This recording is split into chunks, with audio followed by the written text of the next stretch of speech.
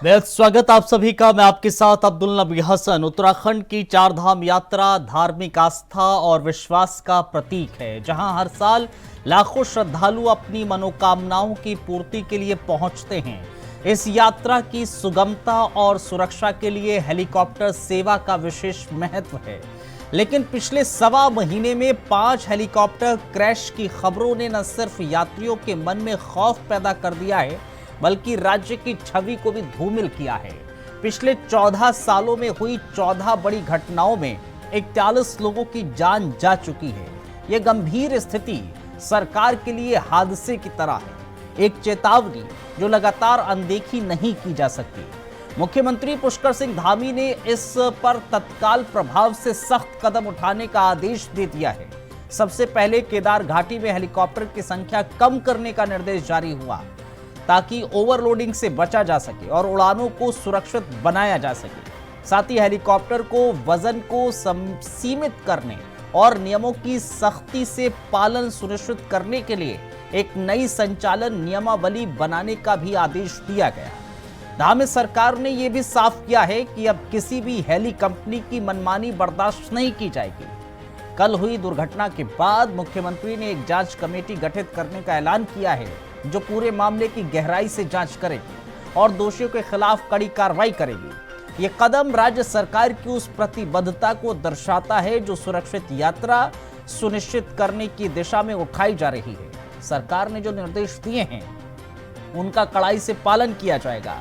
जांच कमेटी सभी पहलुओं की जांच कर दोषियों के खिलाफ सख्त कार्रवाई सुनिश्चित करेगी। लेकिन इस बीच विपक्ष ने सरकार पर सवाल उठाए हैं। कांग्रेस नेता सूर्यकांत धरसमाना का आरोप है कि हेली कंपनियों को किसी न किसी अधिकारी या राजनीतिक संरक्षण मिला हुआ है, जिसके चलते यात्रियों की सुरक्षा के साथ खिलवाड़ हो रहा है। उनका कहना है कि यह पूरी जांच होना चाहिए ताकि सच सामने आए। हेली कंपनियां पैसा कमाने के चक्कर में यात्रियों की जान के साथ खिलवाड़ कर रही हैं। सरकार को इस काले कारिंदों के खिलाफ सख्त कार्रवाई करना होगी। वहीं बीजेपी नेता सरकार के कदमों की सराहना कर रहे हैं, दावा कर रहे हैं कि जल्द ही इस गंभीर समस्या पर लगाम लगेगी। सरकार ने सही दिशा में कदम उठाए हैं। हम भरोसा है हमें कि जल्द ही सभी हेली दुर्घटनाओं पर पूरी तरह से नियंत्रण होगा। तो साफ है कि चारधाम यात्रा की सुरक्षित और निर्बाध यात्रा के लिए अब हादसे नहीं बल्कि साहस और सख्ती की जरूरत है। मुख्यमंत्री धामी की अगुवाई में यह कदम निश्चित ही एक सकारात्मक पहल है, जो यात्रियों को सुरक्षा को सर्वोच्च प्राथमिकता देते हैं। आगे की कार्रवाई और जांच रिपोर्ट से ही स्पष्ट होगा कि ये प्रयास कितने सफल हो रहे हैं। लेकिन इन सबके बीच में सवाल महत्वपूर्ण यही है कि हादसों के बाद एक्शन कितना लाजमी हो जाता है और कितना इसकी जरूरत होती है। हादसों से पहले किस तरह के प्रबंध किए गए हैं, उसका क्यों नहीं अंदाजा लगाया जाता। आज इसी पर हम चर्चा करेंगे, हादसे, हकीकत और एक्शन की। कुछ खास मेहमान हमारे साथ जुड़ेंगे, लेकिन उससे पहले आपको कुछ बयान सुना। आज मॉर्निंग में ये दुखद हादसा हुआ और केदारनाथ जी से गुप्तकाशी एक शक्ल जा रही थी और बीच में गौरीकुंड के आसपास ये दुर्घटना घटी है। इसी के क्रम में हम डीजीसीए और एआईबी की टीम भी जो है वो आने वाली है और साइट पे जाएंगे। डीजीसीए की टीम भी जाएगी साइट पे और क्या कारण रहे उसका इन्वेस्टिगेशन किया जाएगा। इसके अलावा माननीय मुख्यमंत्री जी द्वारा भी एक आपातकालीन बैठक ली गई, जिसके अंदर एक समिति के गठन करने की बात हुई गृह सचिव महोदय की अध्यक्षता में, और उसमें जितने भी सेफ्टी नॉर्म्स हम अब और ला सकते हैं, किस तरह से और ज़्यादा स्ट्रेंथनिंग ऑपरेशंस की, हेली ऑपरेशंस की यहाँ पे की जा सकती है, उस पर सुझाव देने की बात कही गई है। और समिति में सचिव सिविल एविएशन, आपदा, सभी लोग हैं, बहुत सारे डीजीसीए, एआईबी सभी के मेंबर्स हैं।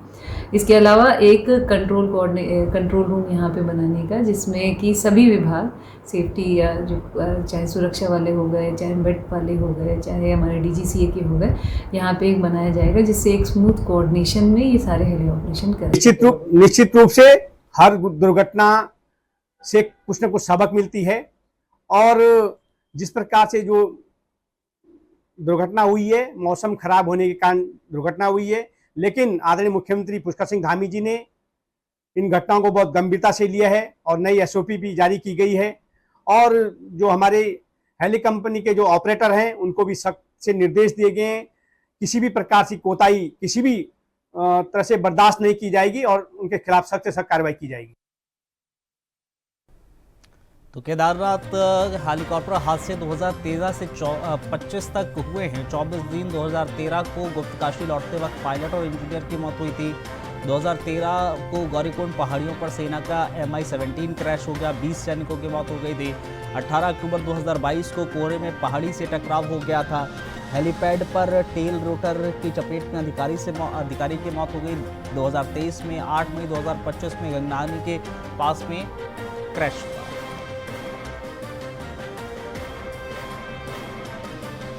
तो जानकारी दरअसल आपको हम दे रहे हैं, ग्राफिक्स के जरिए भी आपको हम बता रहे हैं कि 24 जून 2013 गुप्त काशी लौटते हुए क्रैश हुआ एक।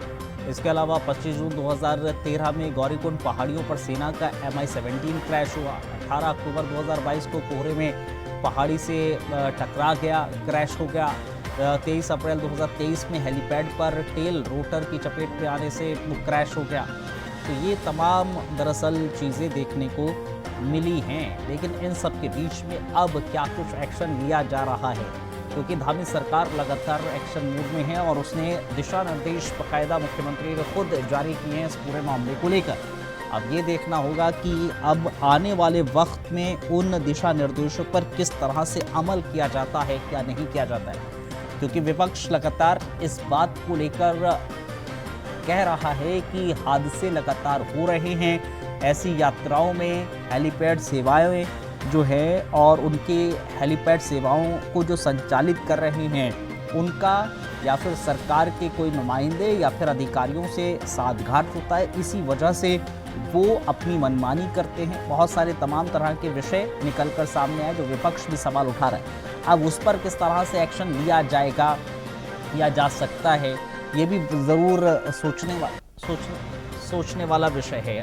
हमारे साथ दो मेहमान खास जोड़ रहे हैं, तारुफ करा देते हैं। आशीष नौटियाल साहब हैं, कांग्रेस का पक्ष रखने के लिए हमारे साथ जुड़ गए हैं। बहुत बहुत धन्यवाद, बहुत शुक्रिया आशीष नौटियाल जी। और इनके अलावा मथुरा दत्त जोशी साहब हैं, भारतीय जनता पार्टी का पक्ष रखने के लिए हमारे साथ जुड़ गए। बहुत बहुत धन्यवाद, बहुत शुक्रिया मथुरा दत्त जोशी साहब आपका भी। मथुरा दत्त जोशी साहब, सबसे पहले मैं आपके पास ही आ रहा हूँ, ज़रा समझाइए और बताइए। जाहिर है हादसे हो रहे हैं, हुए हैं। हम अगर पूर्व में देखें हादसे लगातार होते नजर आए हैं, हमने कुछ आंकड़े भी दिखाए हैं, लेकिन उन हादसों से सबक कितना लिया गया है? क्योंकि अब जो कल की तारीख में जिस तरह से हादसा हुआ है उसके बाद जाहिर तौर पर एक्शन में है धामी सरकार, लेकिन क्या वाकई में ये अब सही वक्त अब मिला है एक्शन में आने का, या इससे पहले भी लिया जा सकता था ऐसा एक्शन? निश्चित रूप से जो हवाई दुर्घटनाएं हो रही हैं, विशेष कर केदारनाथ वैली में, तो निश्चित रूप से दुर्भाग्यपूर्ण है और बहुत ही दुखद घटनाएं हैं और काफी लोग इसमें हताहत हुए हैं। कल भी दुर्घटना हुई जिसमें 5-6 लोग हताहत हुए हैं और इस तरह की घटनाओं को रोकने का सरकार की तरफ से हर हमेशा प्रयास किया गया है। और कल माननीय प्रदेश के कृषि मुख्यमंत्री आदरणीय धामी जी की अध्यक्षता में एक इमरजेंसी बैठक भी आयोजित की गई, जिसमें हवाई दुर्घटनाओं को रोकने के संबंध में शासन को निर्देश भी दिए गए और हवाई कंपनी को। नहीं, ठीक है जोशी साहब, जो किया गया है वो जाहिर तौर पर हर किसी के सामने है, जो कहा जा रहा है धामी सरकार की तरफ से। मेरा सवाल ये था कि हादसों के बाद ही क्यों जागती है, उससे पहले क्यों नहीं इंतजामात किए जाते हैं? नहीं, ऐसा नहीं है। सरकार ने अपनी तरफ से पहले भी इंतजाम किए थे, पहले भी SOP जारी की गई थी, लेकिन कुछ लापरवाहियां हवाई कंपनी की हैं और उनको सरकार ब्लैकलिस्ट करने की तरफ भी कार्रवाई कर रही है। और उसमें उनके चूंकि टेंडर हैं, उनके वहाँ पर काम कर रहे हैं, लेकिन बार बार जो दुर्घटनाएं हो रही हैं वो निश्चित रूप से दुर्भाग्यपूर्ण है। उन्हीं दुर्घटनाओं को लेकर उन पर गहन विचार विमर्श और मंथन करने के लिए माननीय मुख्यमंत्री जी ने बैठक बुलाई। ठीक है आशीष नौटियाल साहब, जो मथुरा दत्त जोशी जी कह रहे हैं, आप क्या इत्तेफाक रखते हैं इस बात से? क्योंकि निश्चित तौर पर हादसा हुआ, दुखद हादसा हुआ, हर कोई उससे आहत है, लेकिन उसके बाद अब मुख्यमंत्री खुद इस पूरे हादसे को लेकर उनके संज्ञान में आया और अब एक्शन मोड में हैं। आपको लगता है कि अब जो एक्शन लिया जा रहा है, जो आदेश निर्देश दिए जा रहे हैं, उसका फायदा अब होगा? अब्दुल जी, मुख्यमंत्री जी पिछले दिसंबर से तैयारी शुरू कर दी थी चार धाम यात्रा की, और सबको बताया जा रहा था कि बहुत बढ़िया तैयारी हो रही है, सब कुछ हो गया, आज ये हो गया, आज वो मीटिंग हो गई, सब कुछ हो गया। ये तैयारियां किस प्रकार की भी हमारे समझ में नहीं आया। ये तैयारियां क्या आपकी कोई सेटिंग वेटिंग हो रही थी कंपनियों के साथ कि आप लोग किस कंपनी को ठेका दिया जाए, क्या किया जाए, कैसे किया जाए? तो ये तैयारियां तो समझ से बाहर है। आज की डेट में देखिए, उत्तराखंड आपदा वाला राज्य है जहाँ हर पल कुछ ना कुछ आपदाएं आती रहती हैं, और निश्चित आपदा आना एक अपना मौसम का हिसाब से होता है, उसको हम कुछ नहीं कर सकते। वो तो चाहे किसी भी सरकार हो, आपदाएं कभी भी आ सकती है, इसमें किसी का बस नहीं है।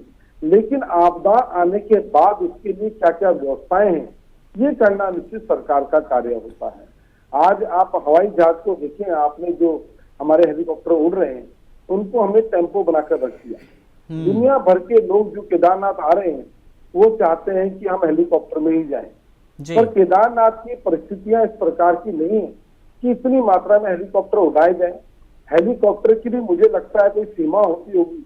एक दिन में एक हेलीकॉप्टर कितना चक्कर काट सकता है, कितनी बार जा सकता है, कितनी देर में जा सकता है, आ सकता नहीं, तो वही चीज तो करी है आशीष नौटियाल जी, वही चीज तो मुख्यमंत्री कह रहे हैं कि अब ये पूरी तरीके से तय किया जाएगा कि कितनी उड़ानें भरनी है, कितने यात्री उसमें रहेंगे, ये पूरा सुनिश्चित किया जाएगा ताकि आने वाले समय में वो हादसे ना हो किसी भी तरह का। वही तो मैं कहना चाह रहा हूँ आपसे अब्दुल भाई। हाँ, इतनी जान जाने के बाद आज मुख्यमंत्री जी को पता लग रहा है कि अब हमें केस करना चाहिए।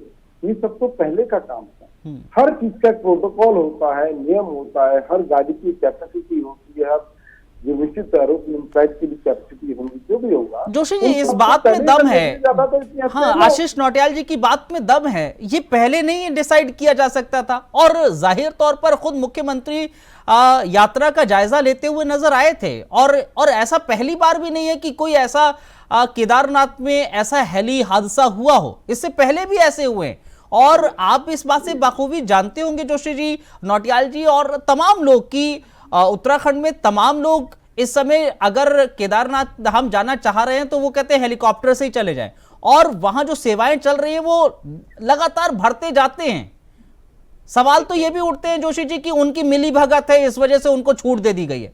बिल्कुल भाई, बिल्कुल आपकी बात सही है, और लेकिन एक बात हम सबको सोचनी पड़ेगी कि जो पायलट उड़ान भर रहा है वो क्यों चाहेगा कि जानबूझ के अपनी जान जोखिम में डालो। देखिए, दुर्घटनाएं हैं, इन दुर्घटनाओं के ऊपर हम राजनीति कम करें और इनकी रोकथाम की बात करें, आपस में मिलकर इसका समाधान निकालें, तो मैं समझता हूँ वो उचित बात होगी। देखिए, कोई भी पायलट नहीं चाहता होगा कि मेरा एयरक्राफ्ट क्रैश हो जाए या मेरा हेलीकॉप्टर क्रैश हो जाए। कुछ परिस्थितियां बन रही, लेकिन क्यों बन रही है, इसी में तो माननीय मुख्यमंत्री ने गहन चिंतन और मंथन किया। नहीं जोशी जी, एक चीज है ना कि ये पहली बार नहीं हुआ ना सर, ये पहली बार नहीं हुआ है। एक मेरी पूरी बात है।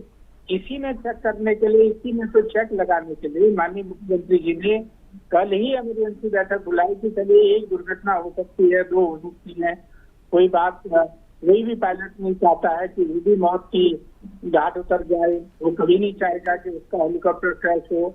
लेकिन क्यों हो रही है, कितने ये एसओपी पहले भी जारी की जा चुकी है, और कुछ कंपनी की जो लापरवाही है। नहीं तो कौन गारंटी लेगा कि आने वाले समय में ऐसी घटनाएं नहीं होंगी?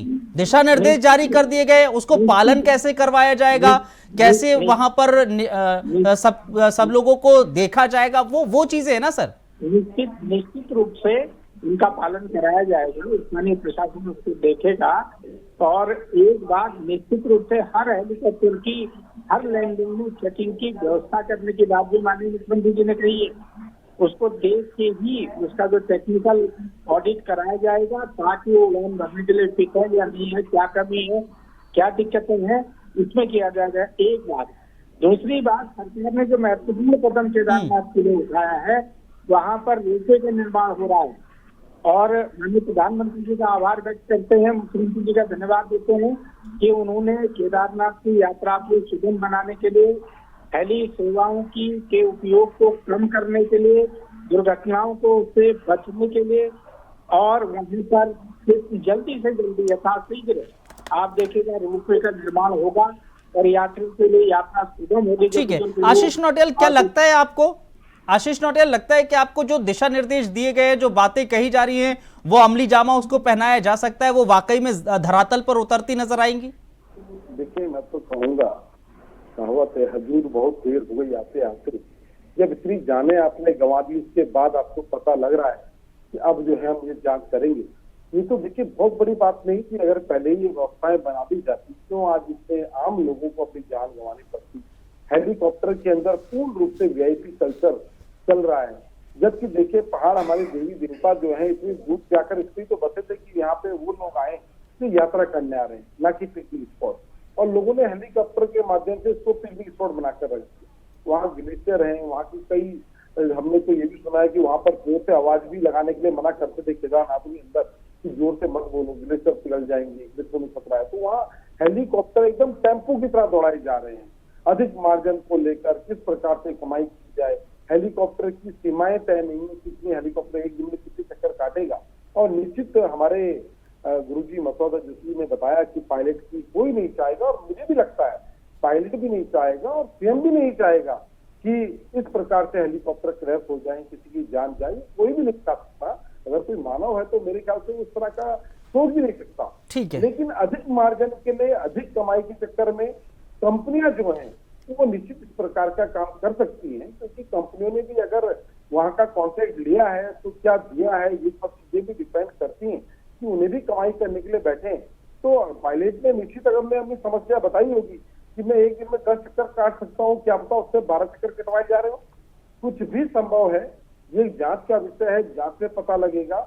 लेकिन निश्चित देखें, दूसरे की जान की कीमत को भी वैसी समझें। जोशी जी, एक चीज, यही चीज है, ये सवाल मेरा है कि क्या इस बात की जानकारी किसी को थी नहीं कि जो हेली सेवाएं चल रही हैं केदारनाथ के भीतर, वहां पर ऐसे चल रही हैं कि जो नौटियाल जी जिसको एक कोट इन कोट कर दें कि वो टेम्पो की तरह चल रही हैं, कि वो वैसे सेवाएं चल रही है कि आप भर लीजिए जितने भरना चाहे।